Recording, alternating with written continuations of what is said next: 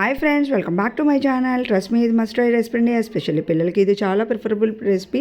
ఒక tea కప్కి 3/4 rice అయితే వేపుకొని పక్కన పెట్టేసుకోవాలి. అదే 1/4 కప్ పెసరపప్పు, జీరా అయితే యాడ్ చేసుకొని లో ఫ్లేమ్లో మంచి అరోమా వచ్చే వరకు వేపుకొని పక్కన పెట్టేసుకోవాలి. క్యారెట్, పొటాటో, బీన్స్ నేనైతే రెడీగా ఉంచేసేసుకున్నాను.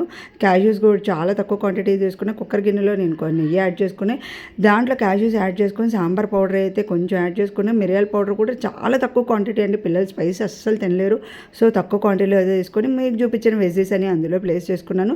ఇవి కూడా నేను పంటకి తగిలినట్టుగా చాలా సన్నగా అయితే కట్ చేసుకున్నాను. ముందుగా వేపుకునేవి కూడా అందులో ప్లేస్ చేసుకొని 1:6 రేషియో అయితే నేను ఎసురు పోసుకొని రిక్వైర్డ్ సాల్ట్ అయితే యాడ్ చేసుకుని కుక్కర్ లిడ్ అయితే క్లోజ్ చేసుకున్నా అండి. అసలు ఉడికేటప్పుడే ఇల్లంతా మంచి అరోమాతో ఎప్పుడెప్పుడు తిందామా, పిల్లకేమో కానీ నేను తిందామా అనిపించింది.